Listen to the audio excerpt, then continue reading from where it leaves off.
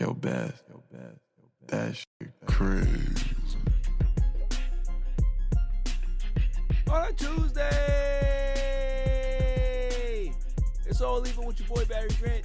You can catch me on Instagram and Twitter at All Even Podcast. You can listen to the show on Podbeam as well as Apple Podcasts, Google Podcasts, Deezer, Stitcher, Spotify, Amazon Music, iHeartRadio. I'm all over the place, man. And trust me, go to YouTube, hit that subscribe button, like, share, and comment because the page is growing, baby. That All Even wave, get on that wave. Lots to get into. My Dallas Cowboys, man. The pain. The pain. That's all I'm going to say about that. I got Bryson Carver on the show from the Carving It Up podcast, and the man has a debt to pay. The bill has come due. We're going to talk everything football, basketball as well. And then the greatest segment on the planet, Dummy of the Week. So let's just jump right into it. You know, normally I come on here and I try to get cute with it and try to come up with an analogy that makes sense, but not today. Now, I ain't got the energy for it. I ain't gonna hold you. That game on Sunday took everything out of me. The Dallas Cowboys, they lost a game that, yeah, you can lose. You can get outplayed. You know, certain decisions can be made, but how they lost on Sunday, I ain't gonna hold you. It's one of the worst losses I've ever experienced as a Cowboys fan. It's bad. To have that type of situation happen. And obviously I'm going to get into it. So let's just do that, right? QB draw, 14 seconds left. You go 5 yards too deep.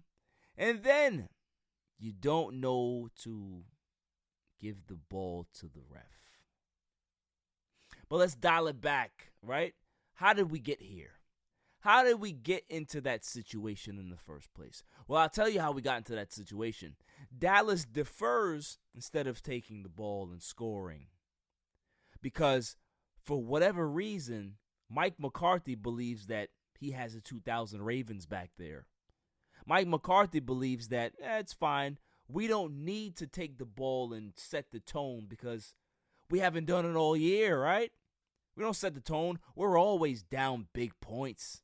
And then our quarterback, our fearless quarterback, will be able to dig us out of the hole. How does that work out for the Dallas Cowboys this season in regards to playing teams that are actually good? They lost to the Bucks on opening night. They lost to the Kansas City Chiefs. They lost to the Denver Broncos. They lost to the Oakland Raiders. They lost to the Arizona Cardinals. 4 out of those 5 teams are actually good teams. Now, Denver is not a bad team. They're just not elite. But they're good.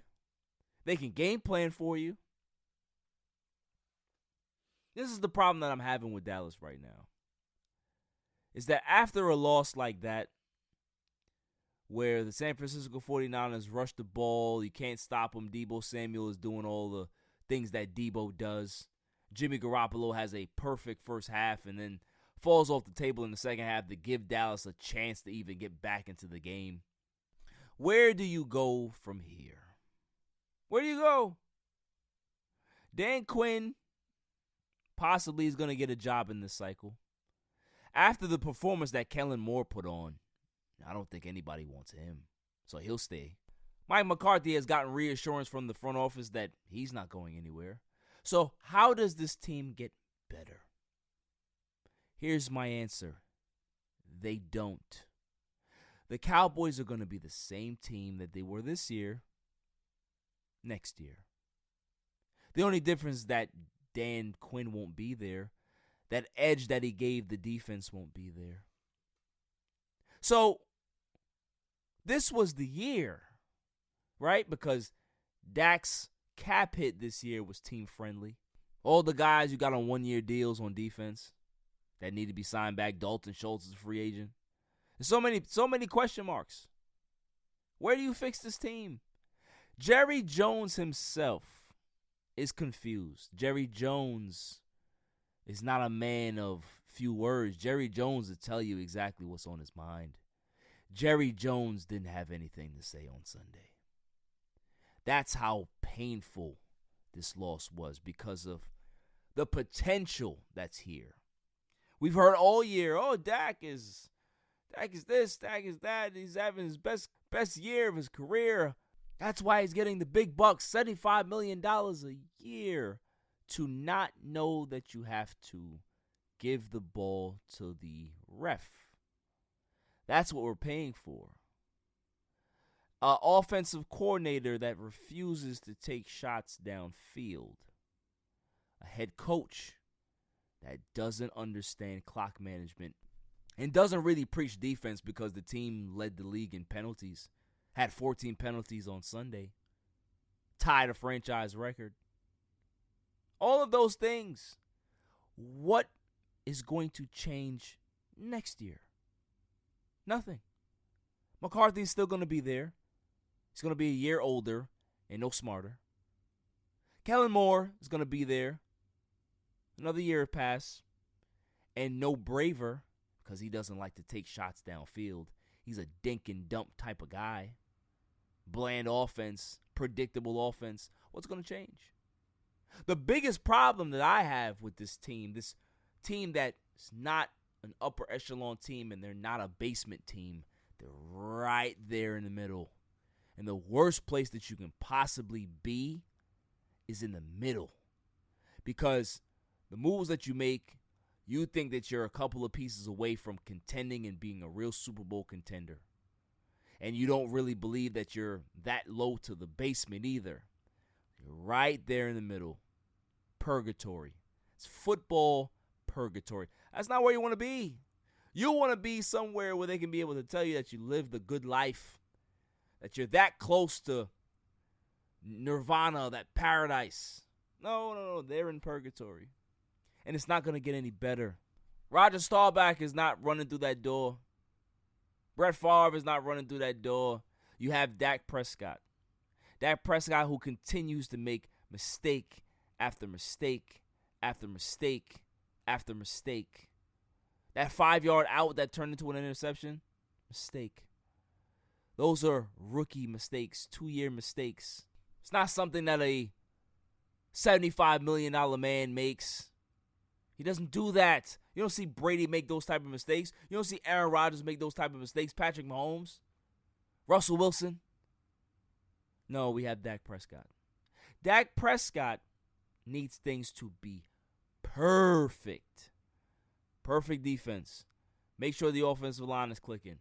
Make sure you got the greatest weapons on the outside. Make sure you got the greatest running backs. Make sure you got the greatest head coach. Make sure special teams is fine. That's Dak Prescott. If you don't have that, it's not going to be ideal. That's the problem, is that Dak Prescott is more Kirk Cousins. Dak is more Baker Mayfield than he actually is Tom Brady or Russell Wilson or Patrick Mahomes.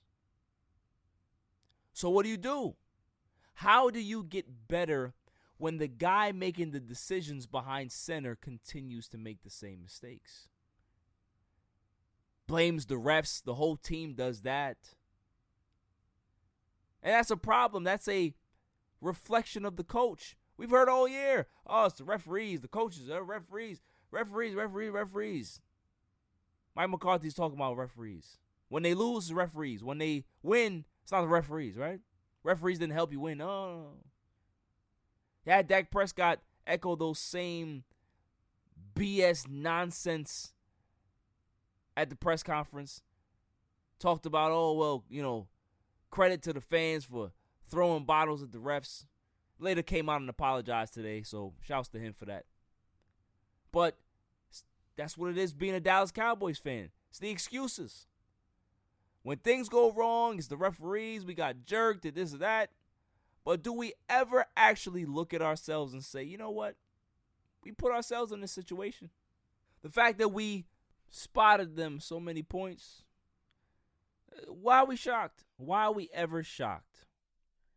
It's not going to get any better because Jerry Jones cannot get out of his own way. Instead of hiring a coach that is a disciplinarian, a guy that can be able to hold players accountable, he wants a yes man. He wants a puppet. And that's exactly what Mike McCarthy is. Don't let the regular season wins fool you. He did it in Green Bay. They won, but they have one Super Bowl to show for it. We won't get there because we don't have an Aaron Rodgers. And we may have some nice pieces that people like, Micah Parsons, CeeDee Lamb. But the reality is that the same team that you saw this year is going to be the same team that you see next year. They're going to win maybe 11, 12 games. They're going to win the division because the NFC East is still bad. And they're going to lose in the first round. And Cowboys fans are going to look again and say, why does this happen every year? It happens because when your head coach and your quarterback are not elite and they're not terrible, right there in the middle, that's what type of results you're going to get. You'll never be able to beat those teams at the top. You can be able to beat those teams at the bottom. But where do those teams end up at the end of the season? The teams that can't beat the elite teams, they end up right there in the middle of the pack. Nothing will change. Dak's cap number is going to keep going up over the next few years. You have Zeke that pretty much looks done. I mean, he said that he had a PCL tear, okay. But is he going to be able to come back? I don't know. Amari Cooper wants to be back, but may be a cap casualty. Randy Gregory, I really don't want him back after that undisciplined Goldberg tackle that he had. So, there's no changes that's going to happen. There's no drastic changes that's going to propel this team where you want them to be, because the changes that really need to be made won't be. Coming up after the break, a debt needs to be paid. The bill has come due, and I'm here to collect. On a Tuesday night, it's all even. Yo, it's your man DJ G Money from that Flip the Script podcast. You see it? We in the studio right now. Flip, shut up. Yeah. Oh, listen. Shout out to the All Even podcast. My man Barry Grant Jr. What's up, man? What happened? What you want to say to the people? Shout out somebody else's podcast? Yeah, my man get the joint. What's up? All Even. All Even podcast. Yo, it ain't even up here, boy. We put this. Yo, what's up, man? All Even. Yo, you. Oh my God. What's up with you, man? Now you. Well, that's a shout out. You keeping this? Yeah, keep all that. You want to jump in All the Even camera? podcast, right? Yeah, All Shout out Even. to All Even podcast, right? All Even. That's your man. My man. All right, shout out to All Even podcast. 100%. He cool. Is he cool? Let me see. Is he cool? G. What is it, G? Oh. I shout him out, G. Oh.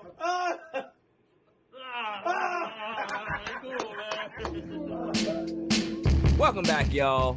So, I had my boy on the show today, my fellow podcaster, my brother, Bryson Carver from Carving It Up podcast. Welcome to the show, my man. How you doing?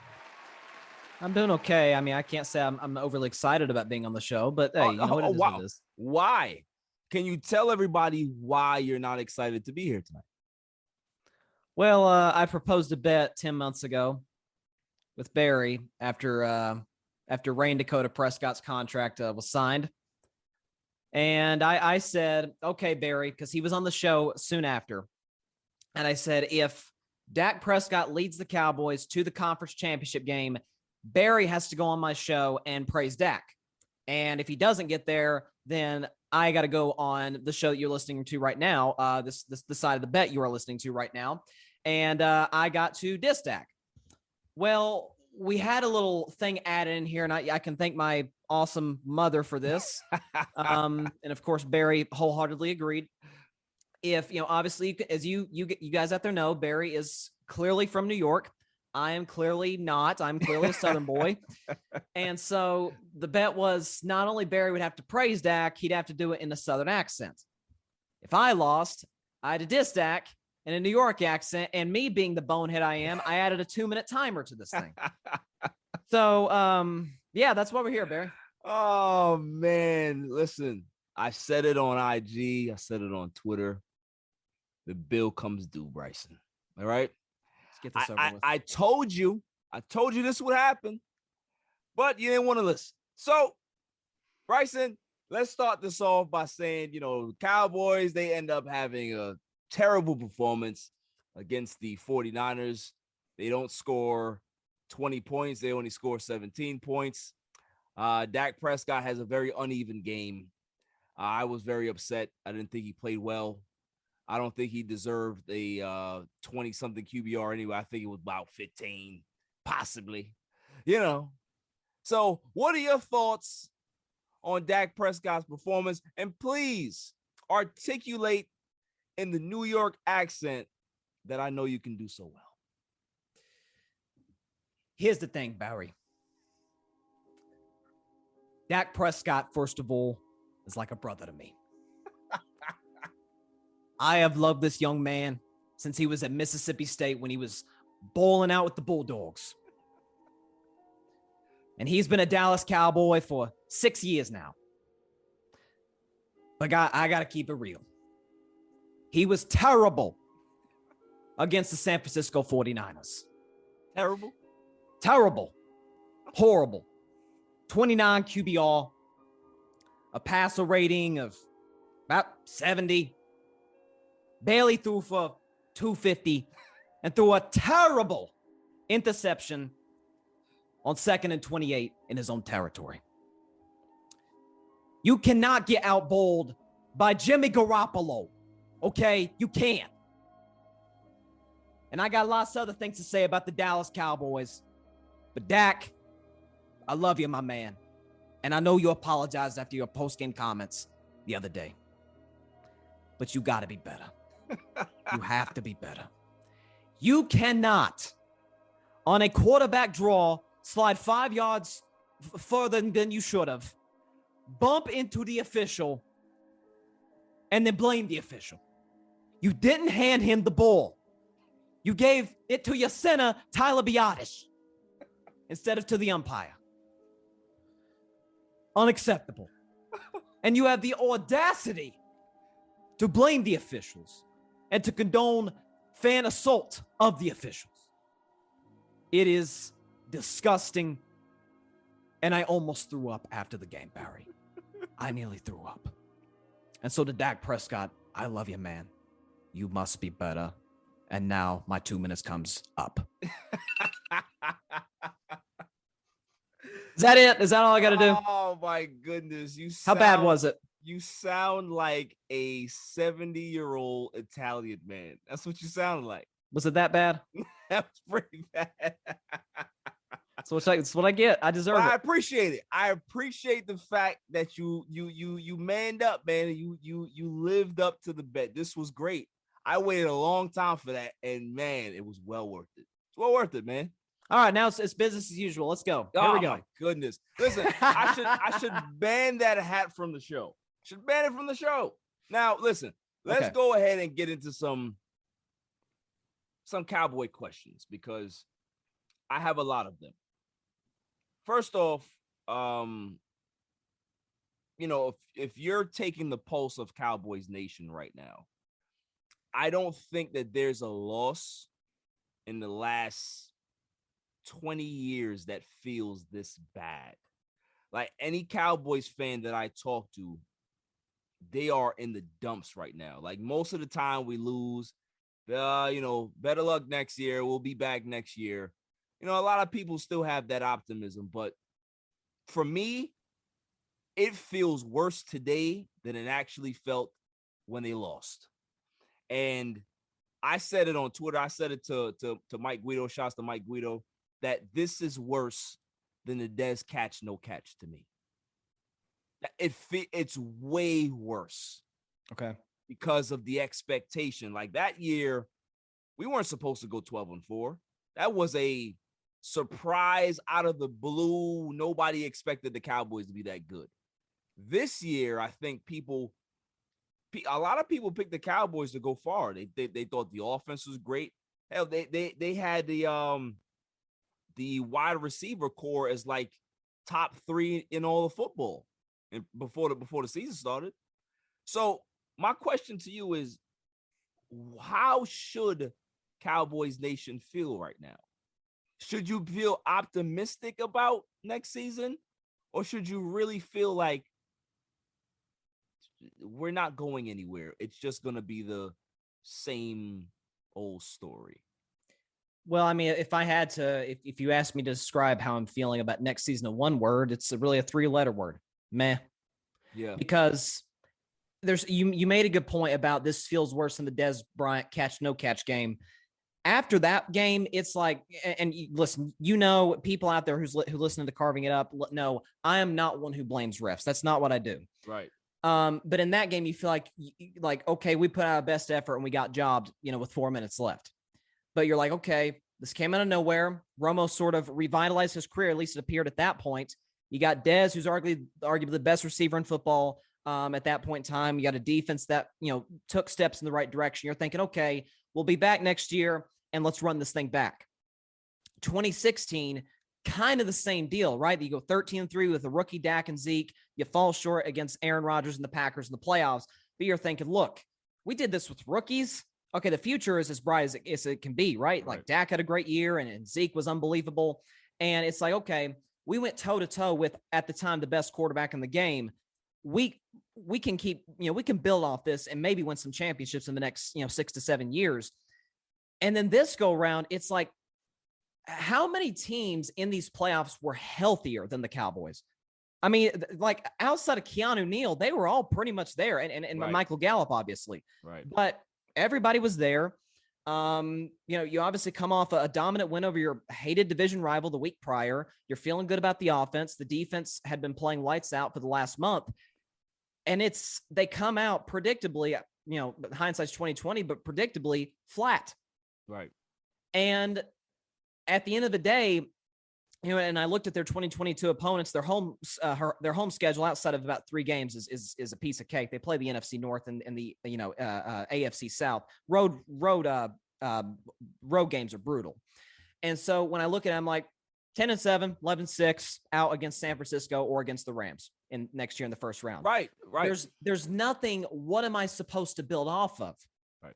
That's kind of my thing. Is I feel like, were there some games they let go this year? Yeah, the Raiders, and they had opportunities against the Chiefs, and obviously they could have easily won at Tampa in week 1.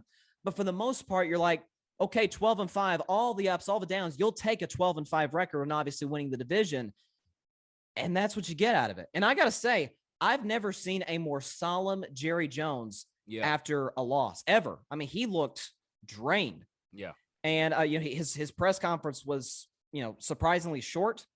And so there's a feeling right now, like, where do we go from here? And so my thing is, and I'm not somebody who's like, oh, just fire the coach.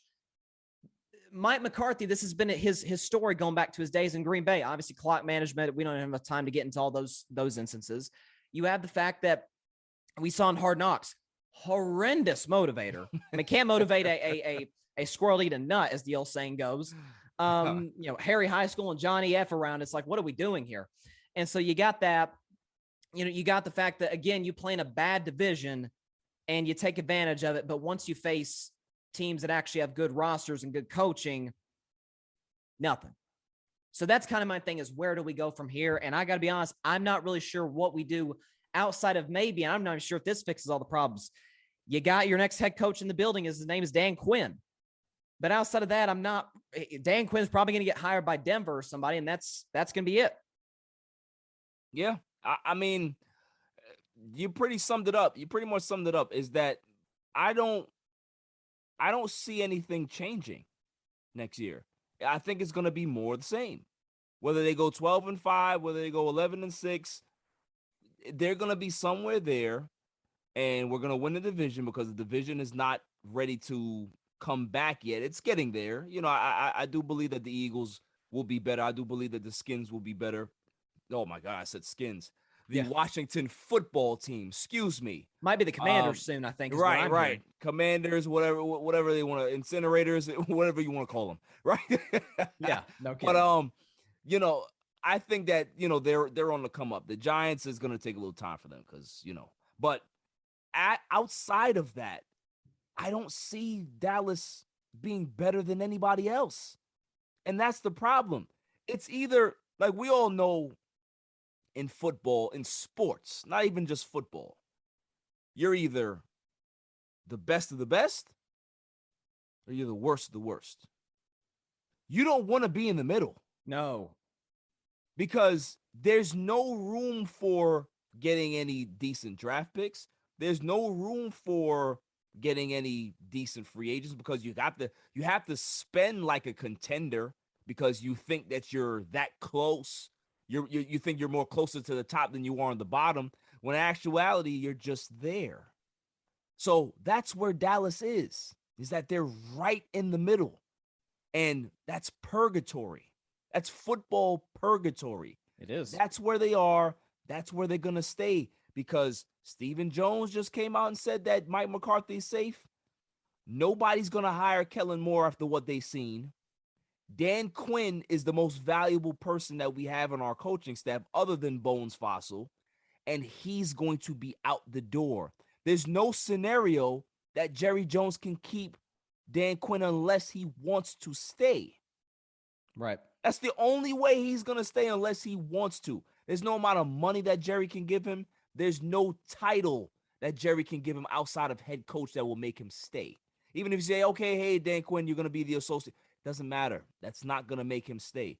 So now you had a guy that gave your defense an edge. They had a personality. They had an identity this year. And he's going out the door. Mm-hmm. How do you replace that? You can replace Kellen Moore. You can replace Mike McCarthy. You can't replace what Dan Quinn gave you. And that's the problem that I'm having right now is that for the first time as a Dallas Cowboys fan, a very long time, I don't see a bright future. I just see a team that's going to be very, very marginal. They'll win their division, and then they're going to lose a wild card matchup at home again.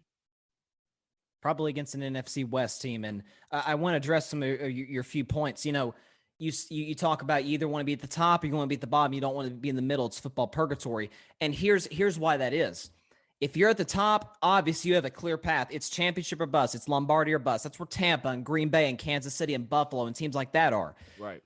But, and if you're at the bottom, you're like, well, the only way to go from here is up. Exactly. You know, if you're the New York Giants, you know, now they're kind of in a different spot because their salary cap situation is horrible. But say you're a team like the Jacksonville Jaguars. Right. Okay, we've got our franchise quarterback. Let's see if we can find a coach who can develop him. Exactly. And let's go from here. We've drafted fairly well over the last couple of years. Let's see what we can do.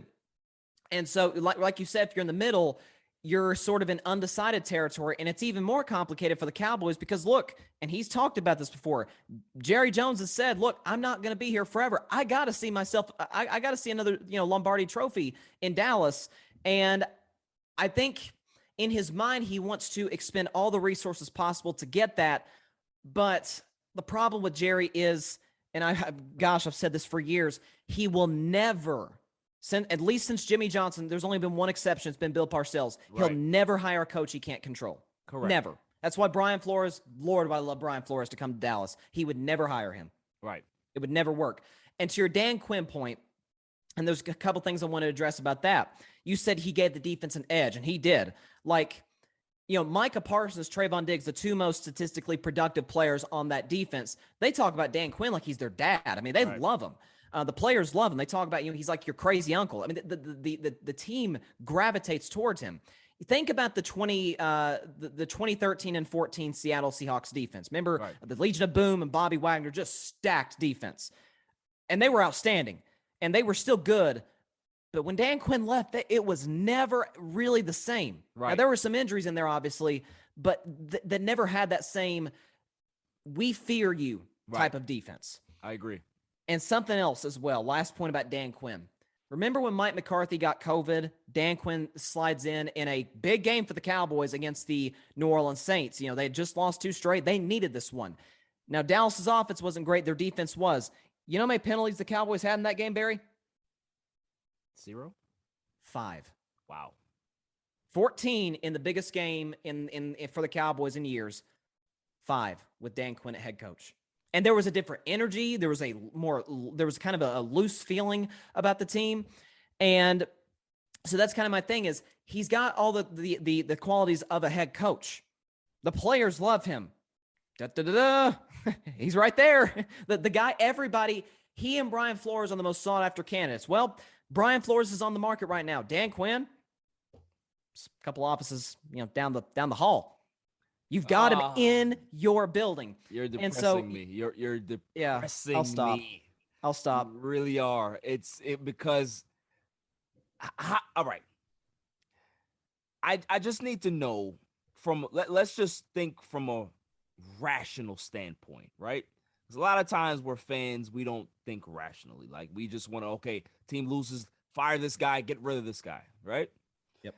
What would be a rational reason to retain Mike McCarthy?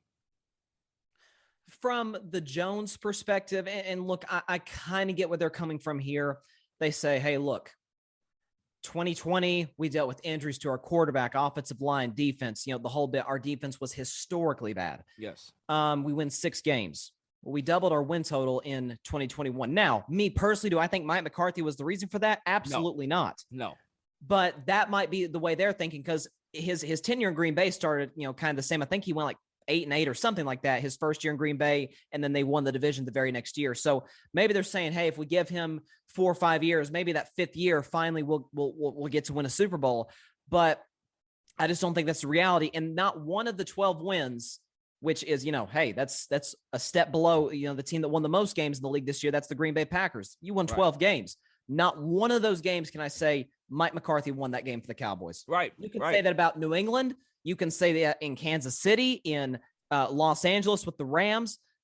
You cannot say that in Dallas with the head coach. And that's the crazy part, Bryson, is that when your eyes tell you that somebody is not the guy, normally your eyes are not wrong. Right. We can see the good coaches in the league. We know the guys that can be able to win games, and just because they're there, your team is guaranteed another 3 to 4 wins because of their stellar play calling, their clock management, how they're able to manage the game and all that stuff. Mike McCarthy has had Brett Favre and Aaron Rodgers. He has 1 Super Bowl appearance and win. Yep. In that time, you've had 2 of the greatest throwers to ever throw a football, and you have 1 Super Bowl appearance. That in itself should just tell you that you need to don't look at the record. Don't look at how many times he's gotten to the playoffs. Don't look at none of those things. You have to look inside of those numbers and say, something's wrong here. Something just does not fit. You know what it reminds me of? And I'm going to use another sport. Mike Brown.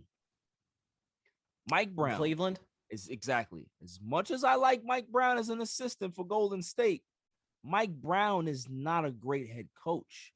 And the reason why is because we realized that although he had the great LeBron James in Cleveland and they won 60 games consecutively, 2 consecutive seasons, they never got to an NBA final. Why? Because Mike Brown never pushed the right buttons. Mike Brown was not the guy that could be able to lead you and get you over the hump. That's who Mike McCarthy is. Is he a terrible coach? No. Is he a great coach? No. But what do they always say about your pets, Bryson? Your pets always take the personality of the owner. You ever heard of that?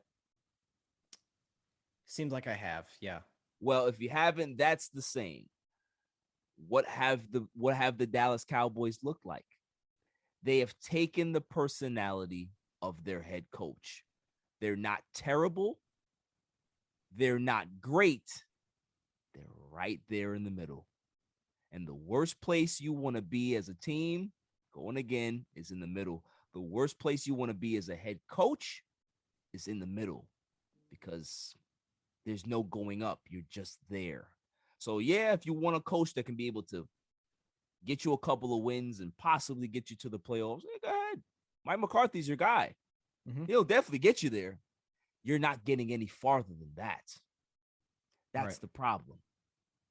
That's You the know, problem. that's the thing, this is why I have so much respect for Andy Reid, and I feel like he was almost the football gods blessed him with Patrick Mahomes, because Right. outside of Donovan McNabb, who was good, I never thought McNabb was special. Outside that, he's had some quarterbacks. He had Michael Vick, kind of, he sort of revitalized his career a little bit, but he was never the same as what he was in Atlanta. Right. And he had Nick Foles there for a while, and he had some guys. I like Alex Smith, great story. He never had special. Kept winning games year after year after year after year. Give Andy Reid, Brett Favre, and Aaron Rodgers. Oh my goodness. He might have 6 or 7 of those things. We may be talking about, is it Andy Reid or Bill Belichick is the greatest coach ever? Seriously. Right. I mean, It's true. that's how important it is. Yeah. And you talk about with McCarthy, you talk about they've taken on the personality as their head coach. I will say this, and none of us here are Jason Garrett fans, but 2 things I will give Garrett a clear advantage over Mike McCarthy. Number 1, they were undisciplined under Garrett. It was never this bad. No, it was never. It was never leading the league in penalties bad. I don't think in the last 20 years it's been this bad. I mean, they weren't undisciplined under Wade Phillips. They damn sure weren't undisciplined against under Parcells. So Right. This is the worst it's been, and that's the thing with us as fans, as people who are analysts who break down the game. It makes sense to no one how you can justify bringing a coach back when there's no discipline on this football team. But also the last point, as far as them taking on the personality of their head coach, the players never blamed the officials this much under Garrett. Right. I mean, it was every single loss, whether it was the Raiders' loss, whether it was the Cardinals' loss. And after this playoff game, they called for 14 penalties. There was not one time that game where a penalty was called. I was like, come on, ref, what are you looking at? Every single one, it's like blatant. You got, was it Gregory tackling the offensive lineman? It's like, oh my goodness, this had nothing to do with the play. And then had this stupid look on his face like he didn't do anything wrong. I'm like, there's the guy. There's no accountability whatsoever. You got mad that he blocked you and you just brought him to the ground. And then instead of their head coach getting into these players' faces, you don't have to grab them and do enough, but get into your players' faces. Let them realize you can't keep doing this. You are destroying your own chances to win. Nobody else. This team is not better than you. You guys are causing it.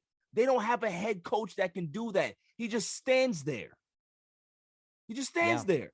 He does. That was my next point, is what does he do on the sidelines? Kellen Moore calls the play. I guess Mike approves them, but Kellen calls the offensive plays. Obviously, Dan Quinn runs the defense. Bones runs the special teams.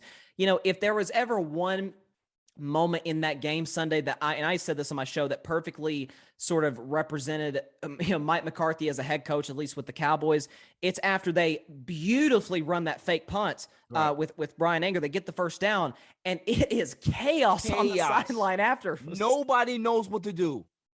It's the special teams out there looking at the sideline like, what are we doing? Is Brian Anger gonna roll out or something? It's like, you can't make this stuff up.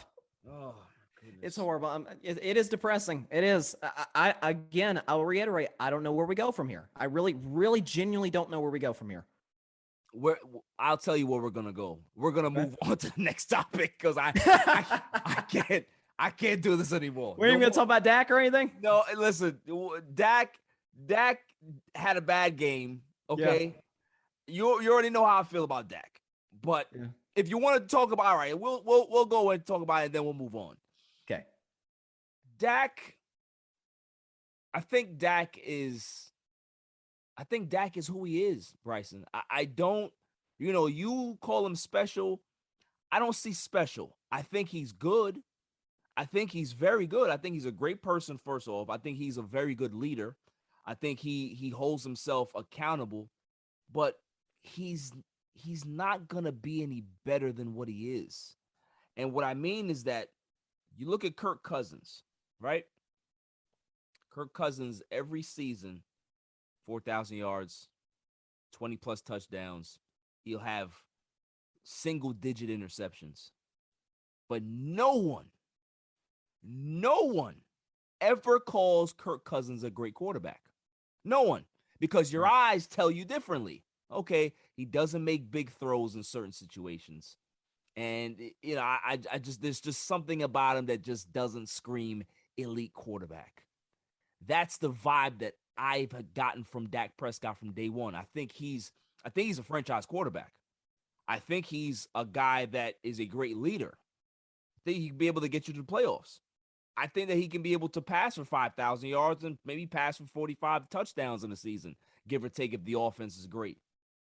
But all of those things, to me, don't make him special. He's just good.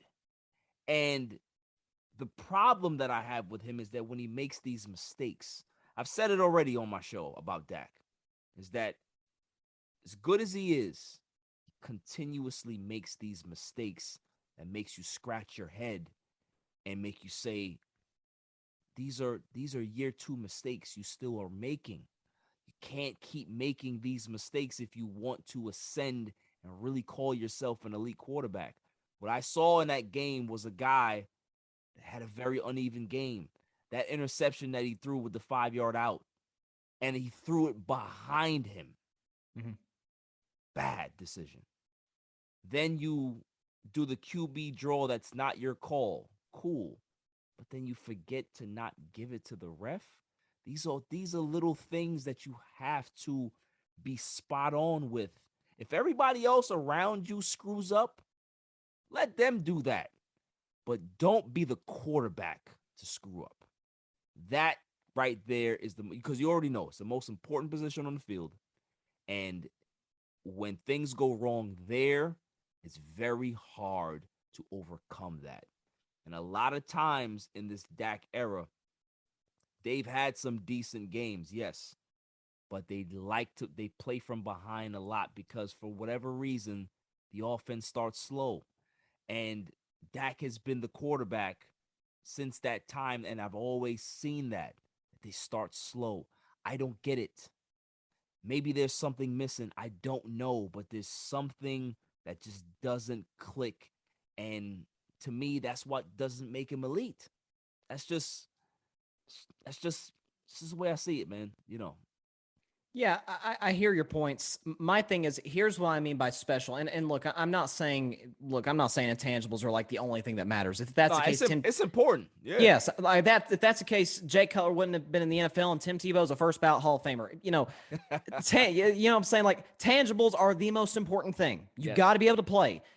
I think to be a great quarter, well, no, I wouldn't say great because Aaron Rodgers, I don't think possesses the greatest intangibles. He's not a great leader, but I think he has everything else. Yes, well, yeah, of course. Yeah. Here's my thing with Dak and why I refer to him as special. And it's almost, I feel the same way about Dak, and you may feel the same way about Dak as I feel about Derek Carr. Because the way I look at it is neither most of the time, more times than not, are going to make throws or plays. You're like, yeah, I've never seen a quarterback make that before. You'll see Aaron make those throws. Even occasionally Brady will make a throw here and there. You're like, wow. Mahomes and Josh Allen, especially Saturday, was phenomenal. Yeah. What I like about Dak, what I like about Derek Carr is this. When it's sort of a dumpster fire around them, they keep it steady. Yeah. And so, I do have to push back on your thing that, he's not getting better. Outside of the year 2, 2017, when I thought he took a little bit of a step back, 2018 on, even his injury year last year, I feel like I've seen a steady improvement. I think the numbers show that. I think his, you're reading defenses, the film shows he's gotten better year in and year out. And, this year coming off a devastating ankle injury, he did have the best year of his career. And what I also talk about as far as his value, and this is why I say, like, if you ask me, no salary cap, would I pay Dak Prescott $40 million? And the answer to that is no, I would not. Number one, what's the market call for? Number two, what are the Cowboys' options when, without Dak, they win a grand total of 4 games, all 4 against bad teams? The offense is sputtering, even with Andy Dalton, who's decent. And you add to it that Dak over the last few years had gotten you to the playoffs. You put him back in, you double your wins. The offense is number one in football. This is why I point back to the coaching. Because, yes, they start out slow. And you can make the argument, okay, the common denominator is Dak. You can make that argument. My point is their last two head coaches are vanilla, not a lot of energy. And let's be honest, Kyle Shanahan's opening game plan was outstanding. I mean, just ran it right down the field on the Cowboys and got the opening touchdown. I think your opening game plan, means a lot to sort of set the tone of the game. And so I think if you don't have a head coach that can do that, he doesn't have to be rah-rah. Kyle Shanahan's not a rah-rah guy. But I just look at, Jared Goff is not as good as Dak Prescott. He did start in a Super Bowl. Right. Coaching matters. Coaching matters. Yeah. And so what I've seen year in and year out, I've seen Dak get better, and I've seen steady growth, steady improvement year in and year out. Is he Aaron Rodgers? Of course not. Is he Brady, Mahomes, Allen, Russ? No. But is he in the upper echelon as far as pushing, not saying he is, pushing top 5? My argument is, okay, he's got the arm accuracy, leadership, moves well, not great, but moves well. I don't see why not when he's taking a roster that's fine to the playoffs year in and year out. Because I thought the better football team won that game on Sunday. I'm not talking about who played better. I'm talking about the better football team won that game on Sunday. And I said that coming into the game. Listen, I don't think that they're better. I don't. Why not? I just think that the game plan that Shanahan used was better. We have an offensive coordinator, Bryson, that is scared to take shots. Mm-hmm. He is. And let me say this real quick before you continue. Yeah. Dak, as far as guys throwing the ball down the field, he's tied with Aaron Rodgers for the 4th best completion percentage on throws down the field. One, if you're so into analytics, you gotta take them. You have to take them. That's my whole point. It's that, you know what? Let's move on. I don't want to talk about it. I don't want to do it. I don't want to do it. I don't want to do it. Moving on. Let's talk about the game that was played on Monday night. We had the Rams and the Cardinals. Rams just destroy the Cardinals. Loved every second of it. 34-11. My man Odell Beckham Jr. had the game. I think he had the performance of the night, honestly. Absolutely. Pro Football Focus rated him the highest rated receiver for the weekend. So, it just goes to show you that you can go to another system and be utilized in your skill set. And this is why, going back to the little Cowboys situation, and I'll move on for good.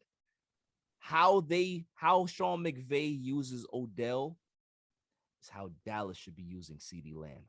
I'm just saying, when you have a special talent like that, CeeDee is special. He's not Justin Jefferson. He's not Deebo Samuel. He's a different type of special. He can make guys miss. He can do some other things. You have to get the best out of your players. But, going to the Rams now, though, Stafford, I think Stafford played a very solid game. He wasn't overly impressive. He just did exactly what he needed to do. Defense gave him that. That's what he took. The rushing attack was pretty good. Listen, Cam Akers, he didn't rush for average. It was 3.2 yards a carry, but for a guy that's coming off an Achilles injury, he's a really good player. I don't know what to say. I've never seen a guy come back this quick off an Achilles and be that. He had explosiveness, man. Yeah. So, I think the Rams right now, they were one of my favorites to start the year. I'm a big Stafford guy. I think the Rams are for real. I think the Rams might possibly beat the Bucs. And I can see the Rams getting to the Super Bowl. And on the flip side of that, this Cliff Kingsbury guy, when are people going to start talking about Cliff Kingsbury the same way they talk about, I don't know, what's the guy that I used to mention the last time we talked about Cliff Kingsbury? Oh, yeah, Mike D'Antoni. That's who he is. That's who he is. And Kyler Murray, not for nothing, he's a little for me. You know, I don't see the spectacular. You know, everybody's so up in arms about Kyler. I don't see it. I saw two teams that were not even on the same street. Honestly, seriously. No. Well, a lot of that, and I'm not trying to sort of divert blame from Kyler. I mean, Kyler played horribly. I mean, that end zone interception, I don't know what he was doing. Listen, I watched the Manning cast anytime they're on. And like Peyton was saying, just take the sack in the end zone. Yeah, it sucks to get a safety. You can't just fling it up for grabs right where there's 3 defensive backs in the area. What's better, 2 or 7? Simple math, man. It is simple math. I guess Oklahoma maybe they don't teach simple math. I don't know what it is. I don't know, man. But as far as Arizona, I'll go to Arizona and then to the Rams. As far as Arizona, and I don't have the numbers right in front of me. I was trying to pull them up. But Cliff Kingsbury, going back to his days at Texas Tech, I believe he was his first year there. Please correct me if I'm wrong, Red Raiders fans. I think he was there in 2012, and then obviously he coached there and then gets hired by Arizona. Yeah. Every single time at the end of the season, they collapse. They go on these losing. They collapse. Again, the man had Patrick Mahomes in college and couldn't win. I mean, did they win more than 6-7 games a year in a passing offense? Oh, yeah. I mean, remember that Mahomes versus Baker Mayfield game where Mahomes threw for 700 yards or something crazy? Yeah. You can't win with that guy.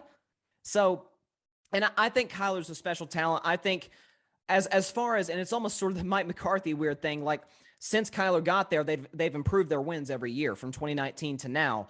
But you cannot start undefeated. You cannot start 10-2, blow a lead in the division, and get smoked by your division rival. That cannot happen. I agree. As for the Rams, I got to say this. I still think it's Odell's fault in Cleveland. It's I'm obviously joking, guys. I love Odell. But, here's the thing, and I'll say this about Stafford. Like you mentioned, he did his job. He didn't mess with what was working for Sean McVay and the Rams. I agree with you. Cam Akers coming off 6 months removed from Achilles injury. Although I did hear there is this sort of new surgery technique that a lot of surgeons are using to help treat the Achilles, which is great. Which is wonderful. Yeah. Yes. Yeah. Hopefully treat these injuries quicker. It's giving guys a second chance on salvaging their careers, man. 100%. And I think, especially after the way he finished last season, I think Cam Akers is going to be a force in this league. I think he's big time. You got the offensive line playing well. And that's what's scary about the Rams. This is, I picked the Bucs to win the whole thing. This is what scares me this weekend is really the weakness of Tampa's defense is their secondary. Right. Well, you can double Cooper Kupp. That's exactly what the Cardinals did. And he was fine. What are you going to do about Odell and Van Jefferson? You don't want to single cover those guys. You don't. I mean, Odell can run every route in the route tree. We know he does outside of Cleveland. He doesn't drop passes. Right. And so as long as, it's kind of, does Matthew Stafford screw this thing up? Because Tampa Bay, last I checked, is a little better than Arizona. Yeah. And so you're going on the road in a hostile environment. That's, Matthew Stafford's the only reason I have cause for pause for the Rams next week. But as for the win over Arizona, clearly the better team won that game. I picked the Cardinals to win idiotically because I thought, look, the Rams got more pressure in this game. Arizona's got nothing to lose, and you could tell they were playing like they had nothing to lose. Right. Because it was a total embarrassment. It was the worst performance of any team this weekend. Yeah. Now, what do you think their future is? Do you think that their future is a little brighter than Dallas? I mean, it depends on how you look at it because I think Arizona and Steve Keim, I think they're more honest about their head coach than maybe the Jones family would be about Mike McCarthy because they'd say, hey, look, we added DeAndre Hopkins. Maybe he was the key that unlocked this offense because, look, he gets hurt and this offense just totally went defunct. That's true. James Conner was a revelation. The defense, when J.J. Watt was healthy, was a force. Right. You have Budda Baker, who, in my opinion, is the best safety in football. Right. And thank God that he's okay after that scary hit last night. You got Chandler Jones, who's one of the better pass rushers. I think they've got the pieces. I just do not think they have the head coach. I think that's the missing piece for them. They've got the playmakers. I do think they've got the quarterback if he can stay healthy. And I question his leadership intangibles a little bit. His body language is horrible sometimes. Awful. Terrible. The O-line can get better, but I feel like as far as the roster, I think they're going in the right direction. I think if you institute a new head coach, let's say they're not going to fire Cliff Kingsbury, but how about a Brian Dable? I love Brian Dable. Man, I love Brian Dable. You insert him in there, maybe you're a legit, serious contender at that point. Okay. I mean, listen, I always gotta ask because I just think that everybody's situation is better than Dallas. Yeah, it's dark days at the start. Oh God, sorry guys, we're making everything about the Cowboys. It's hard to not think about Dallas right now. It really is. I know all my boys that they're loving this episode because of the pain. They can hear the pain. Hear it. You can hear it. So I'm not even gonna cover the Chiefs and Steelers game because there's no point. Everybody who knew, even Ben Roethlisberger knew they didn't have a shot. So shouts to them. Shouts to Ben for his great career. But the game that really impressed me, honestly, I want to say the Bengals, man. Yeah. I was really impressed with the Bengals. I think Joe Burrow right now, I mean, I knew that he was good. Me and Guido used to, we used to argue about this back and forth. Like, he's a big Burrow guy. And I'm like, I don't know. You got all those weapons in LSU. Yeah. I was with you, Barry. I was on the same train. Yeah. And I was like, listen, I think Herbert's better. I was saying that from day one. I think Herbert's better. I think Herbert just he just looks like the prototypical quarterback to me. He's a hybrid. He just looks like he wants you. That's how a quarterback's supposed to look. Big arm, athletic. He has all the tools, right? But man, anytime I watch Joe Burrow, I just like this kid. I like his confidence. I like his leadership qualities. I like his toughness. Everything about him just screams franchise. He's showing it. Like, to have this team win a playoff game for the first time in 31 years, the Bengals we're talking about. Just think about that. We're talking about the Bengals here. Not talking about the Patriots, not talking about the Bengals. This is big time. And however far they go depends on him. Listen, I don't put it past them to win another game because he's so good. That's the thing. Like, I now expect him to defy the odds. Right. Because he's so good. What are your thoughts on it? Yeah, I mean, again, back to my original point, I was sort of on that same train. I was probably a little further along than you were as far as I was not huge on him coming out of LSU. I remember, yep. But boy, was I wrong. I mean, this guy, it just goes to show you, and I know people may get tired of me beating this drum, but I'll keep beating it because it's true. When you get a true blue franchise quarterback in the building, I don't care if you're a great organization like the Steelers or an inherently dysfunctional one like the Bengals, it changes everything. You bring a guy in here who, like you said, you hit on all the points. He's got a moxie about him. He brings confidence to the locker room. He gives everybody in there. I mean, look, if you'd have told me coming into the season, not only the Bengals are going to win one of the toughest divisions in football, right, but they're going to be in a game at the number 1 seed in the divisional round, only 3.5-point dogs. That's Joe Burrow. Now, that's not to take any credit away from Jamar Chase or T. Higgins or Joe Mixon. They've got some playmakers in the offensive side of the ball. But when you consider the fact that he's behind a bad offensive line, that offensive line has not improved from a year ago. Thank God Burrow hasn't gotten hurt. They cannot let him become the next Andrew Luck. They need to build that line around him and keep him safe and help him contend for the next 15 years. But when you get a guy who gives everybody in that locker room confidence, we can win any game that we play. How long has it been since Cincinnati's had that? Because they never had it with Andy Dalton. Andy was fine. I mean, the last time they had it was Boomer. Honestly. Boomer, yeah. Boomer getting him to the Super Bowl. That was I'm telling you, man, it is a different feel around the franchise when we know we can win any game we play. as long as number 9's back there. He's phenomenal. I love watching him play. He moves around great, big arm, accurate.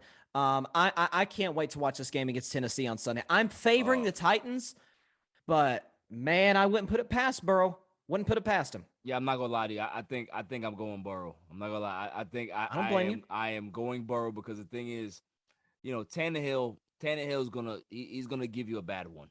He'll make some great throws, but he's gonna give you a couple bad ones. Mm-hmm. And those couple bad ones, if the Bengals can be able to get their hands on it, then the momentum could kind of swing in their favor. So, I'm a Burrow fan. Listen. I love Herbert. I love Burrow. I think both of them are great. They're not as good as Mac Jones, but they're up there. They're definitely up there. Now let's talk about the games for this weekend, right? I want to know who you got. I want to know. We already talked about the Bengals and Titans, but 49ers Packers. Who you got? I have said for a month, I don't care who the Packers play. They'll be a Duke and Kentucky freshman. They'll be out in the first round. Wow. Their first game they play, and here is why. And I've never been more confident because of the matchup. I said the Packers' biggest two weaknesses are special teams, which has been fairly obvious throughout the course of the season, and they can't stop the run. They're third to last in the league in yards per run given up. Right. You got to go against Kyle Shanahan's running game. You got to go against Debo and Elijah Mitchell. Yep. Elijah Mitchell, who was the second best rookie back in the league to Najee Harris. Like you said, Debo Samuel's the video game NFL player. You could put him anywhere. And so keep in mind, for a little bit of history here, Aaron Rodgers is 0-3 against the 49ers in his career in the postseason. And the games haven't been that close. The one game was the one where the Niners and Kaepernick won at Lambeau Field. I think they wanted a field goal. Yeah. But outside that, like you said, the first one where Cap ran for like 200 yards or something crazy. And then this one a couple of years ago where the game was over at halftime. Yeah. Keep in mind, San Francisco in, I believe it was week 3 when these two teams played. San Francisco at that point was not as good as they are now. They've really sort of caught fire now. Got healthy. Yeah. It feels a lot like that 2019 team. Yep. And it took a game-winning drive by Aaron Rodgers to beat this team. And so you add to the fact now, the only concern I have is Jimmy Garoppolo.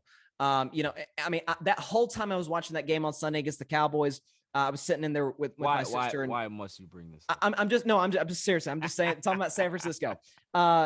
She's sitting there. She's trolling me. She's a Packers fan, by the way. Yeah. And I'm saying, Jimmy G's going to make a throw that gets us back in this game. And sure enough, he throws it right to Anthony Brown. The whole game changes. Yeah. That's the only thing I worry about on Saturday night for the 49ers. But it's a little bit like the Tennessee Titans, what I said on my show a couple weeks ago. But I think Aaron Rodgers is going to be watching this game with the rest of us. He's not going to be on the field much. Remember, the 49ers in a game against the Rams this year had an 11-minute possession. Right. If they can do that in the Rams with Aaron Donald and those guys, you tell me they can't do that with the Packers. By the way, Jair Alexander, one of the best corners in football, he may not play, according to Matt LaFleur. So I think all the signs are pointing to a 49ers upset, in my opinion. Listen, I'm with you, but I'm not with you. I can't go against Aaron Rodgers. I can't do it. Oh, I can't in the regular season. In the playoffs, he's James Harden in the playoffs. But go ahead. Hey, don't do that to Aaron, man. He got one Super Bowl. James Harden ain't got no ring, man. I said he's James Harden with a ring. I mean, he is. That's what he is in the playoffs. Oh man, as much as I want to argue with you, I can't. Aaron is very. You done messed up, Aaron. He's very average in the playoffs, but I do believe Packers are going to win this game. Packers will win. Okay. Bucks and Rams. As much as I want to root against Tom Brady, I'm going to do it now. I'm going to do it now again. This is going to be probably my last time I'm rooting against the Bucks. I got the Rams winning. My man Matthew Stafford, 350, 3 touchdowns, no interceptions. They get to the NFC title game. He's throwing a pick. You're crazy. No, he's not. Oh my goodness. That's all he's done over the last month. Would you like to make another wager then? Would you like to make another wager? Okay, what are we betting? I don't know. We'll come up with it this week, and maybe we can let the public in on it at some point. We can make it happen. Stafford's throwing a pick. No, he's not. I'm not going to bet the game and who wins. But okay, I got 3 words in response to you. Famous last words. I'm telling you, I made like I promised to myself after that 28-3 comeback 5 years. I can't believe it's been that long. 5 years ago, I said, never, as long as he is putting on a football uniform and a helmet, will I bet against the greatest quarterback of all time. I'm not necessarily saying I'll pick him to win the Super Bowl every year, although I did this year and last year. But I'm telling you, I think the Rams have a ever so slightly better roster than Tampa. Tampa's is legit. The problem is they're beat up. Yeah, that's Tampa's biggest problem. They're falling apart physically. Right. They may be getting some guys back this week. Fournette and Levante David, huge for them. And that's a big reason they won last year is because they could run the football with Fournette and at times Rojo. So the Rams in that regard do give me cause to pause. But we're talking about who do I trust more, Stafford or Brady? Barry, it's not even close. I mean, listen, good for Stafford. He got the monkey off his back on Monday night, winning his first playoff game. Yeah, baby. Yeah, exactly. But if it comes down to the last 5 minutes of this game, do or die, winner goes to the NFC Championship game. Tom Brady's been here a million times. This is light work. Nothing rattles Tom Brady at this point in his career. Nothing. So of course I'm going to say Tampa Bay by a field goal. Okay, that's fair. That's fair. I listen. I like it. I don't hate it. I don't really can't argue that. I'm just going Rams because I love Stafford. You're in love with your boy Stafford. Which I love Odell. I'm fine with you liking Stafford more than I am Mac Jones. At least I've seen special throws. Come on, from Matt Stafford. Mac Jones made some good throws. When he was down like 40. Yeah, it doesn't matter. It doesn't matter. Defense. Okay? Mac Jones will be back. He'll be back. I'm terrified. Go ahead. Bills and Chiefs. We get a rematch. Early, but we get a rematch. Who you got? Give me the Buffalo Bills. Oh, gosh. First of all, part of it is I picked them to go to the Super Bowl before the season started and play Tampa. You know what, man? It's not far-fetched. No. If they play the way they did against New England, ain't nobody beating them. Who's beating them? Well, here's the thing. They're not going to play that well. No. I mean, that was, they literally played a perfect offensive game. They didn't punt and they didn't turn the ball over. And they're an Arrowhead too. They're an Arrowhead. That obviously adds another component to it. Yeah. But here's what I'm saying about Buffalo. It's very much like Georgia and Alabama. Georgia constructed their entire roster to be Alabama. I think it's the same with the Bills. Kansas City's secondary is hit and miss. They got some injuries there. They got some guys, Ward's a good corner. Just throw it Sorensen. You'll be fine. Oh, yeah. Sorensen's terrible. But you got Stephon Diggs, who's a top 5 receiver. Cole Beasley, 2-time Dummy of the Week champion. Oh, yes. He's crazy. Great slot receiver. Dawson Knox is an excellent red zone target, down there. You obviously got, Devin Singletary, who's just come out of nowhere in the last month. That's the thing that would scare me if I'm Kansas City is Buffalo is just running down people's throats right now. And that was their weakness for the last couple of years is they could not run the football. Well, now they can. My only concern, and I love him, he's one of my favorite players, but my only concern is Josh Allen is week to week. You don't know what you're getting. He could have a week like last week where he's got a QBR of 98 and a pass rating nearly perfect. And he could have a game, say like a month ago against Atlanta, who's got a horrible defense where he has a QBR of 11. Right. So if he is, consistent, uses his legs, distributes the ball to the right guys, I got Buffalo. I really do. I think they present like San Francisco to Green Bay matchup nightmares for Kansas City. And there's something, and it sounds so wrong and so weird. I said this on my show yesterday. They scored 42 in Pittsburgh. Something does not seem right about Kansas City. There's just a feeling around the team that does not feel the same as the last couple of years. I don't know what it is, but correct me if I'm wrong. I don't. There's something's wrong about this. No, I'm with you. I think what the problem is with the Chiefs is that people have figured them out. Like they figured them out in regards to we want to see how you win games without the big play. Okay. Because if you see how they guard Tyreek Hill now, they have a safety over the top all the time. So they've turned Tyreek Hill into a guy that, he's Jalen Waddle now. He's He's a smaller Michael Thomas. Smaller Michael Thomas. He's Cole Beasley. He's an underneath guy that's going to get you a lead. He can catch 9, 10, 11 passes. He's not going to kill you for a lot of yards, 80 yards, 90 yards, maybe 100. You know, so that's a formula that every defense, every team is using against the Chiefs now. If it's not Tyreek Hill, we don't trust anybody else to burn us. Pringle, okay, he may be able to get back there, but he's not a great route runner. It's not going to happen. Mecole Hardman has been a disappointment in his career. I think people have expected more out of him to be the number 2 guy, but he hasn't matched up to that particular expectation. So if you can be able to contain Hill underneath and then just kind of put 2 bodies on Kelce, which they've done a good job with, and Kansas City can't really run the football effectively, you're going to be in a lot of games and you're going to look at the score like, well, damn, we would have thought we'd be down by, 3 scores. We're only down a score or 2. We have a chance. So I'm with you.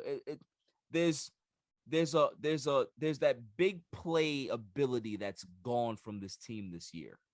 And for Andy Reid, they're going to have to go back to the drawing board next season and really start to figure this out, because the league has a blueprint. They've given it to every coach, every defensive coordinator in the league and say, hey, use this against the Chiefs.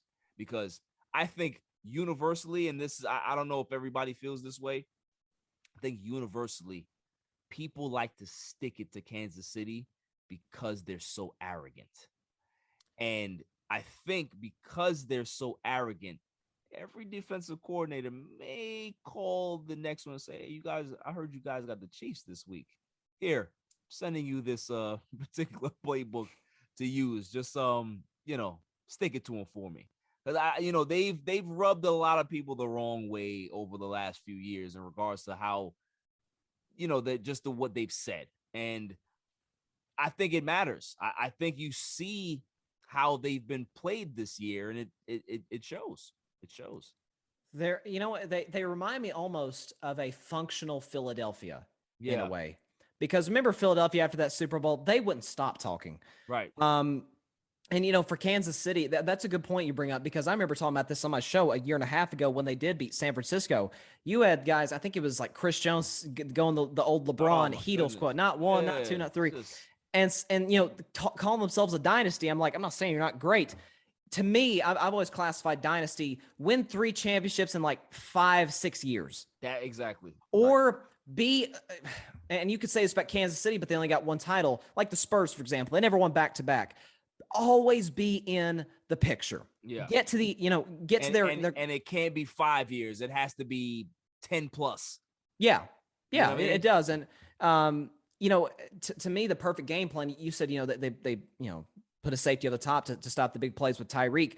That's really what the New England Patriots did when they beat them in that AFC Championship game, a few years ago when Tom and Edelman and company just shredded that defense. That's what they did. I mean, Kansas City didn't really get anything going offensively until the fourth quarter. So hold them at bay for a while, limit the guys like Kelce, because, I mean, that's the mistake the Chargers made. They took Tyreek Hill away, but Kelce went for almost 200 yards. So if Mahomes is a smart quarterback, he's going to say, okay, I'm going to take what the defense gives me.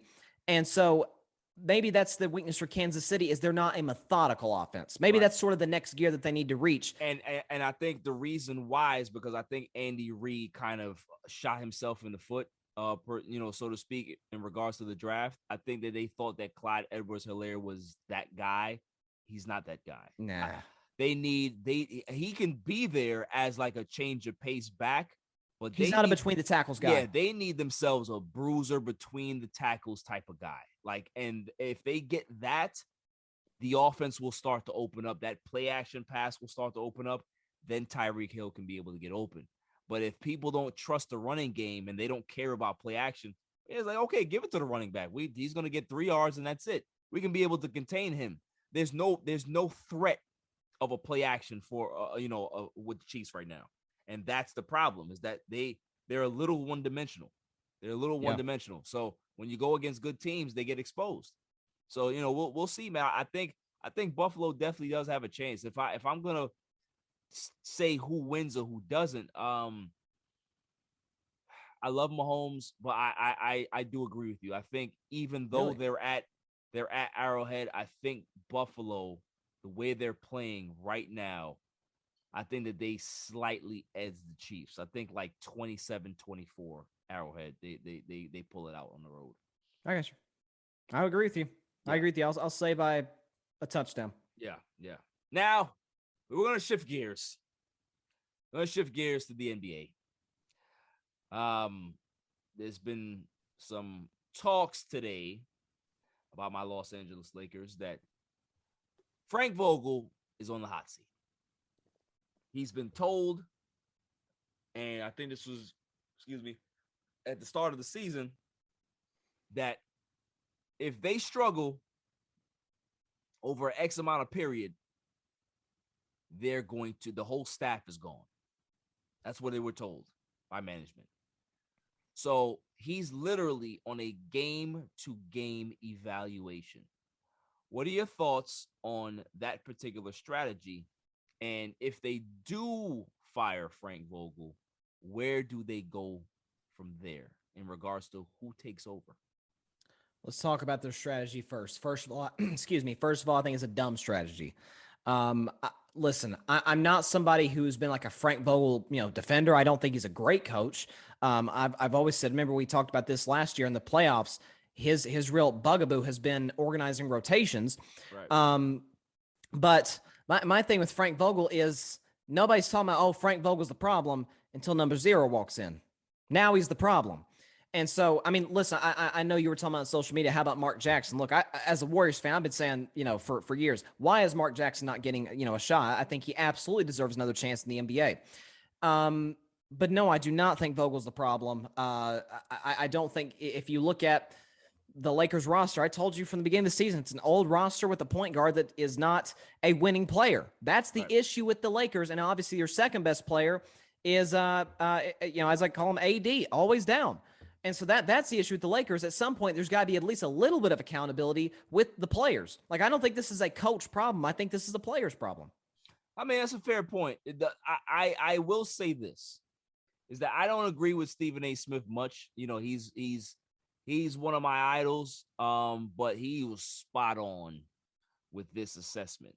He said that when you are a coach or you have a skill set, and people hire you for that skill set, and you no longer provide that skill set, there's grounds to replace that particular person.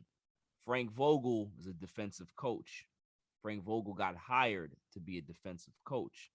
Frank Vogel is a defensive coach. He led the Lakers in defensive efficiency. They were top 5 the last few years. They were number 1 last year. Yep. They are now middle of the pack. They're 17th or something like that.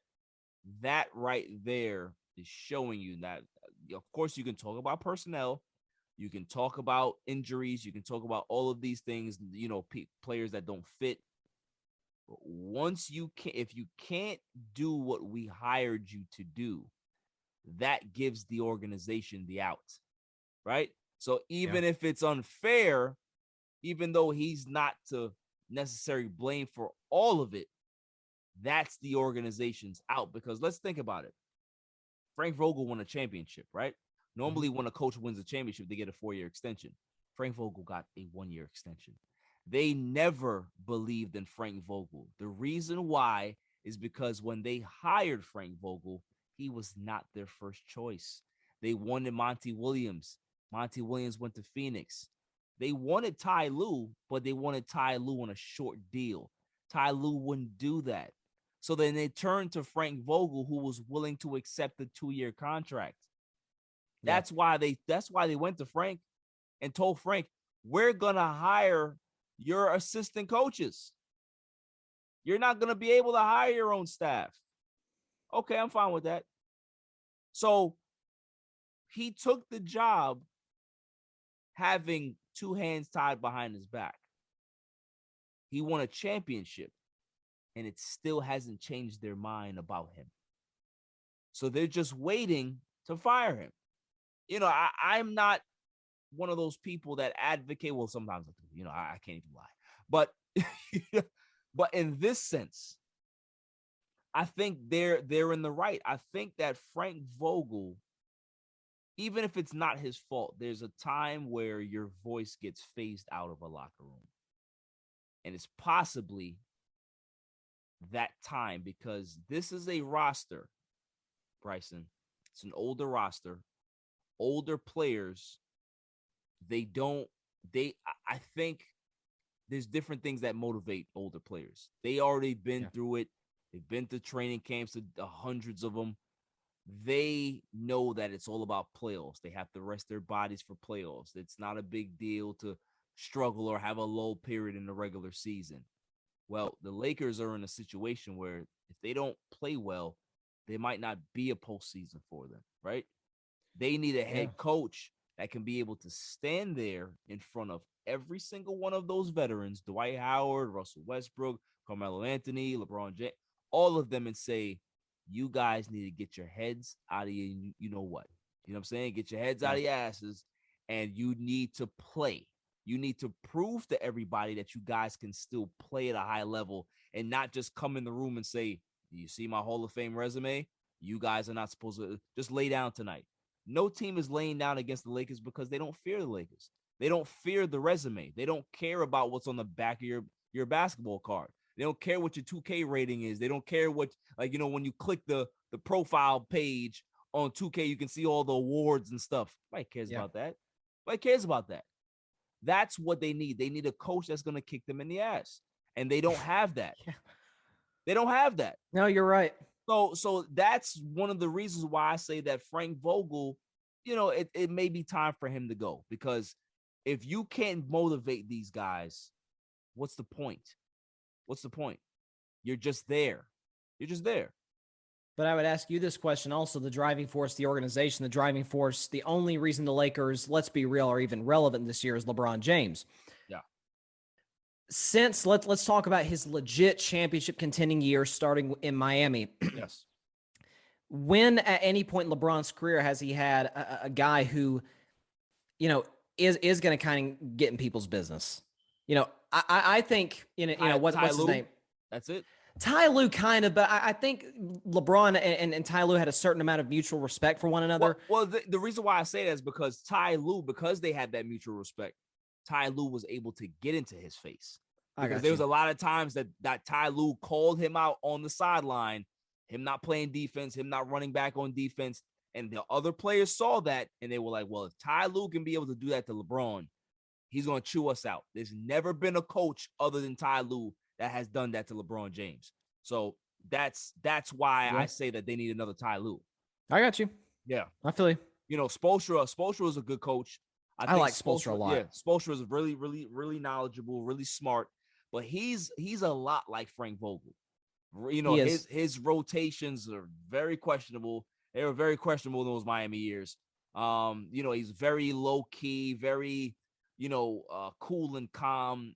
And that works when your team is winning, but when your team is losing and they need a spark and they need a kick in the ass, that's not the guy to give it to you. So, that's the problem, is that this Laker team, we keep hearing the same thing out of them. Oh, we got to play harder. We got to, if you have to force yourselves to play hard to play basketball on a professional basketball team, it's a problem. And if a coach can't get you to play hard, then they need somebody else that can be able to tell them that. So, it's up to the players to be better. Absolutely. It's up to the players to be more efficient. It's up to the players to hit shots, but it's also up to the coach to be able to get those players ready and prepared and hold them accountable and have your players walking on eggshells a little bit. There's nothing wrong with that. To say, okay, you guys think that you're good.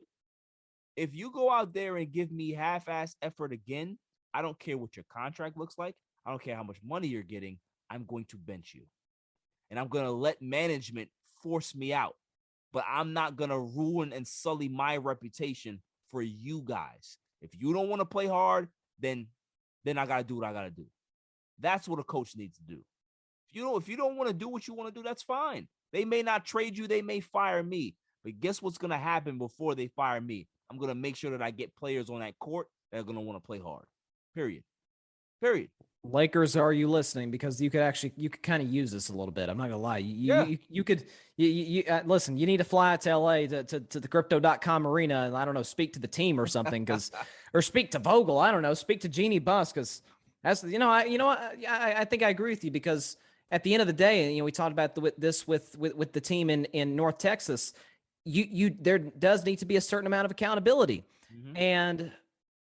Is there that with the Lakers? And that's sort of what I worried about as well. Is not just the pieces don't fit on the court, but you got some big egos in that locker room. Yes. And listen, every professional out there, every human, especially us guys, everybody's got an ego. Right. But when you have guys that are in the later stages of their career that are not going to play defense, right? Maybe it's just not a good fit. Not to say Vogel's a bad fit for the Lakers, but maybe he's a bad fit for this roster. Exactly. Maybe that's the issue. Exactly. So I think you bring up some good points. Yeah. And you know what? I just want to put this out there. I owe Russell Westbrook an apology. What? Yeah. For what? I'm sorry, Russell Westbrook. I'm sorry. I want to apologize for saying that, you're not that good of a player anymore. You're not efficient. All of those things possibly could be true, but I can't say that today. You know why, Bryson? I can't say that today because he did something for me last night that gives him like a 5 or 6, maybe even a 10 game pass. Yeah. I'm saying it right now. I may not criticize Russell Westbrook for 10 games because of what he did for me last night. What he did for me as a Laker fan, what he did for me as a basketball enthusiast, what he did for me as somebody who analyzes the game, Bryson, was he dunked on Rudy Gobert. And I'm telling you, it made my soul sing. I was singing praise. I was like, I'm cheering for Russell Westbrook. Who would have thought? Oh yeah, I was watching that on House of Highlights on IG this morning. I was thinking I could just see this in real time. Like Barry sit and watch that game. Russ dunks on him, and as that ball goes through, I could just see you go, yeah, like pumping your fist and just going crazy watching the game. And I was chunk afterwards too. He was man. To him. Listen, let me tell you how I felt. I'm watching the game and I see Russ turn the corner. And he takes off. I'm like, oh my goodness, he's gonna front rim this, right? Or it was either he was gonna front rim it, or Rudy Gobert is gonna put 2 hands on this basketball and throw it to half court.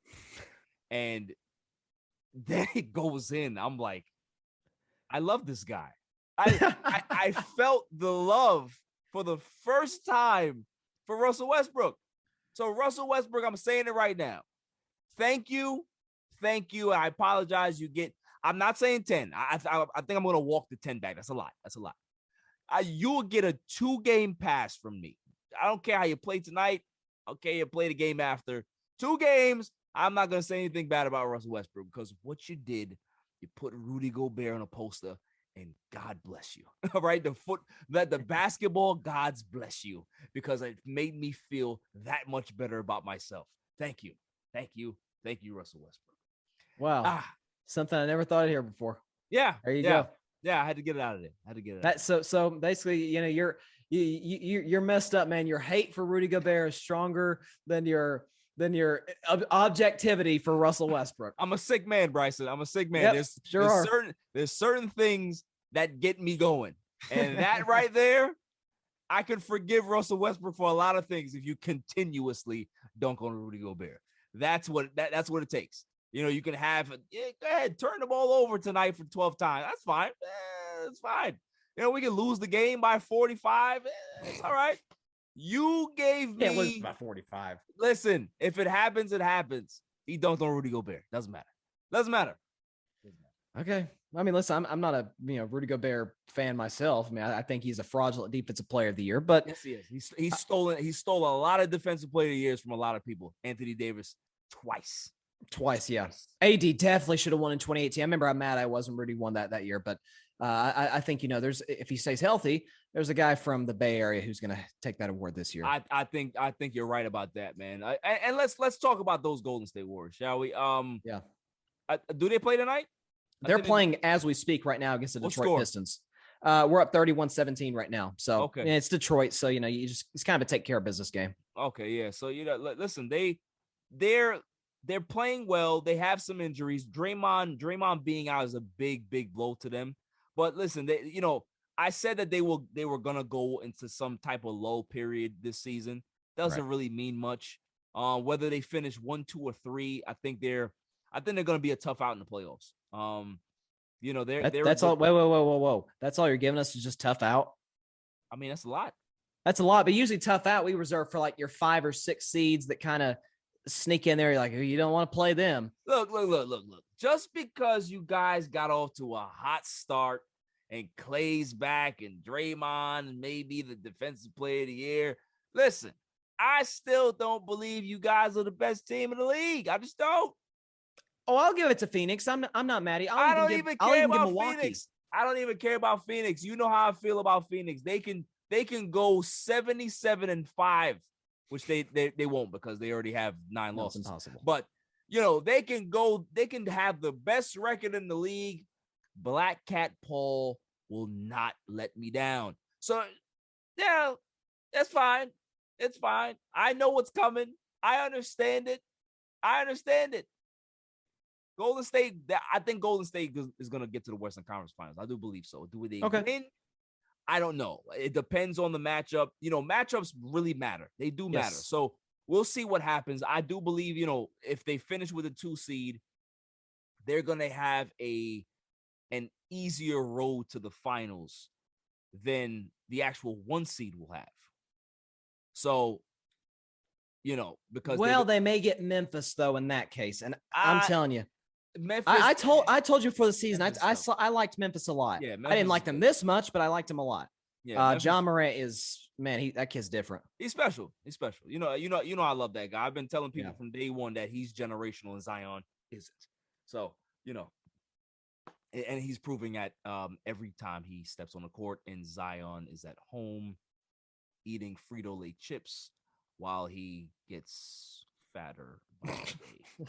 So, now I want to talk about the Brooklyn Nets because I thought that I was biased a little bit in regards to how I feel about Kyrie Irving, and I've come out and said that Brooklyn, they've kind of bent over backwards for Kyrie, and there's no way that you can be able to return from that.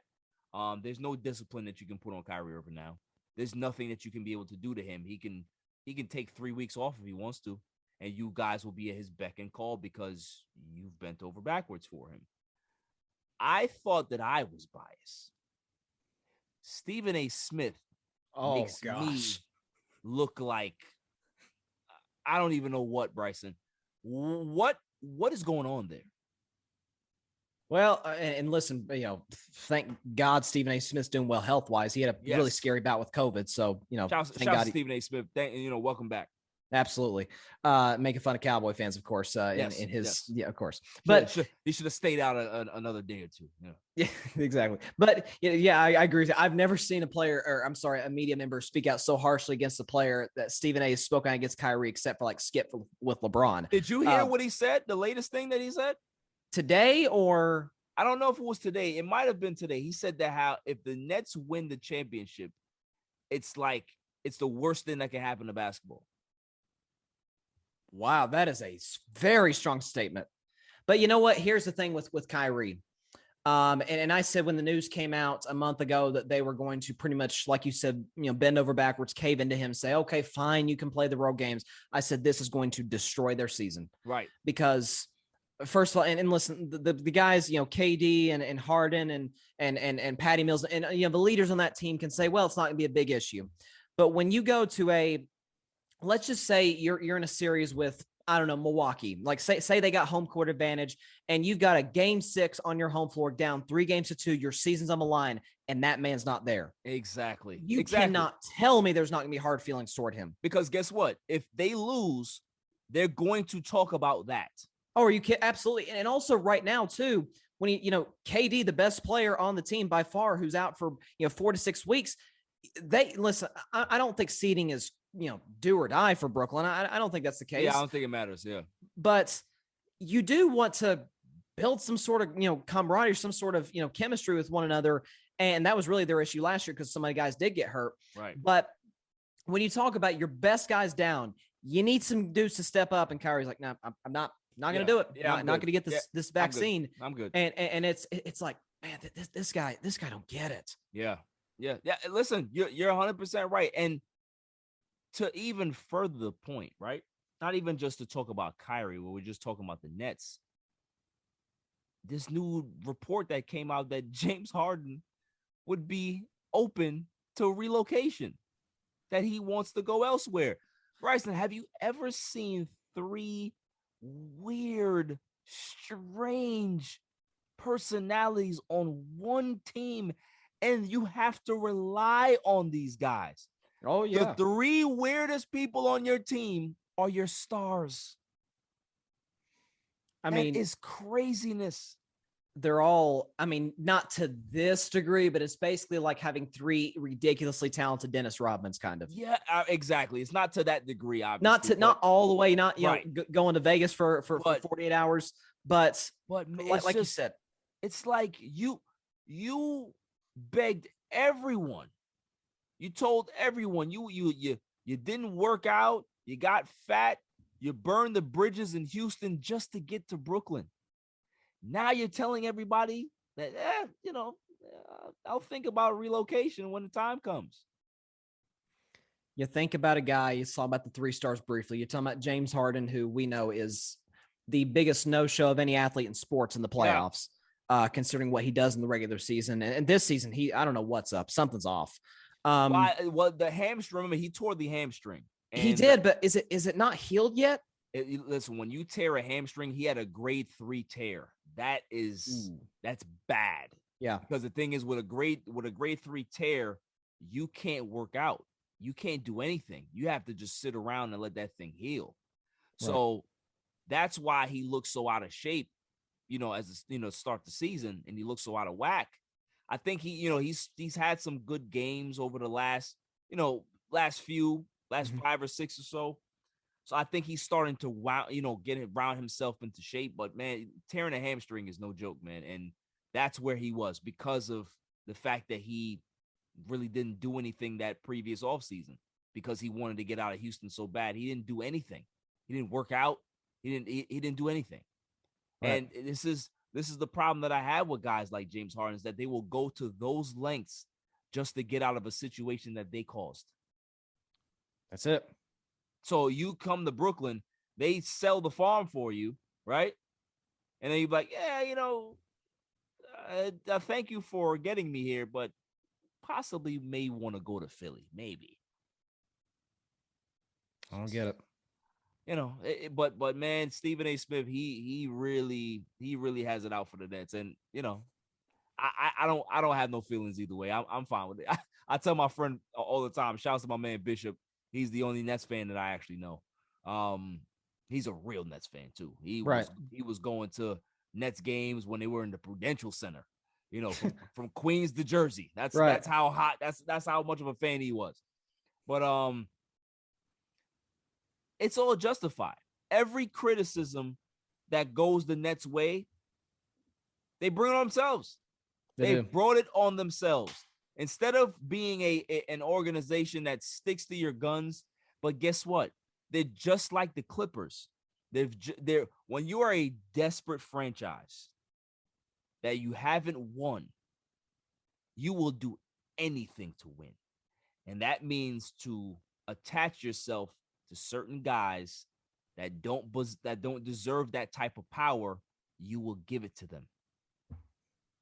Paul George, Kawhi Leonard, all of that. So, Bryson, I thank you for coming on the show, my man. It was always good talking to you, man. And that New York accent, I'm gonna replay that. It's terrible. For a while. That's gonna be. That may be the new opening segment for the show. Oh, please don't do that to me. I might remix it and do something special. So, my man, I appreciate you, man, and we'll talk soon. Shouts to my man Bryson Carver. That was the worst New York accent I've ever heard. But hey, you get an A for trying. Coming up after the break, the greatest segment on the planet, Dummy of the Week, on a Tuesday night. It's All Even. This is Cigar Gents and Gals. Just want to give a shout out to All Even Podcast, the best sports podcast out there. Keep up the amazing work. Also check us out at cigargentsandgals.com. We're everyday apparel for cigar smokers. Let's get it. What's going on? What's up with you? It's your boy, the Candyman, the ALFRE to the D. It's your boy, Alfred from the Rap Lab Podcast. And it's the one and only True G. Just call me the QG from the Rap Lab Podcast. And you tuned in to All Even with Barry Grant. Boy, that shit crazy. Welcome back, y'all. So without further ado, the greatest segment on the planet, Dummy of the Week. We pick candidates on Tuesday. Once the Saturday show comes back, we can do that too. But for right now, it's just Tuesday. And this guy runs away with the award. Like, nobody comes close. May I have the drum roll, please? And the winner is Mike McCarthy, head coach of the Dallas Cowboys. Hopefully former head coach of the Dallas Cowboys, but we in Cowboy Nation don't have much confidence that that's going to happen. Mike McCarthy is my winner because, let me get this straight, ladies and gentlemen of the jury. You are a head coach. You haven't been in the NFL for a few years, and then you get the interview with Jerry Jones, and you lie and tell Jerry Jones that you watched the team and, you studied tape, and you lied. Flat out lied just to get the job. So you already start off with BS. You've already deceived the owner of the team. He likes you, so he hires you. Your clock management skills have been horrible in Green Bay, and they're horrible here. Been bad all year. Led the league in penalties. Came back to bite you against San Francisco. But that's not what kills me about this. What kills me about this is that you co-signed one of the worst calls in football history. I thought that Pete Carroll would have the crown forever. No. You said, Pete Carroll, hold my beer. I'm going to QB draw this with 14 seconds left and then blame it on the refs. You can't make this up. So you screw up, but you blame it on the refs. Every time I see Mike McCarthy on the sidelines, he just stands there like a stuffed pig. He doesn't say anything. He just has this deer in headlights look. Has no idea what he's doing. The fake punt, nobody knew what the hell they was doing on the sidelines. He's just standing there. Chaos around him, and he's just standing there. This is what we get. This is what Cowboys Nation deserves. We wanted Jason Garrett gone so bad. And we said we don't care who comes in. We don't care who gets hired. It can't be any worse than the clapper, Jason Garrett. And we were wrong. I don't know what kind of voodoo you put on the old man, but you got him fooled. Got his son fooled too.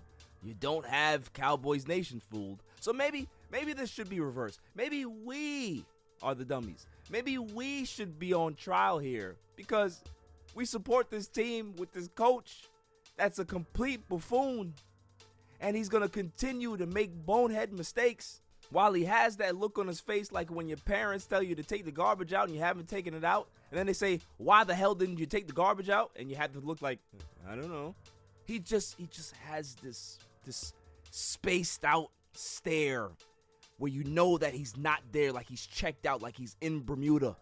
That's how he looks. And that's the head coach of the Dallas Cowboys. So as long as this Tommy F around and butt powder guy, just can't do it anymore. Mike McCarthy, you are a loser in the hearts of many Dallas Cowboys fans. But to Jerry Jones, and today on this show, you're a winner for Dummy of the Week. That's all for this show. I'll see you guys next week. Until then, stay safe, stay cool. Peace. You can catch me on Instagram and Twitter at All Even Podcast. Listen to the show on Podbeam, Amazon Music, Spotify, and wherever you find your podcasts available. And check out my YouTube channel, All Even Podcast. And don't forget to like, share, and hit that subscribe button.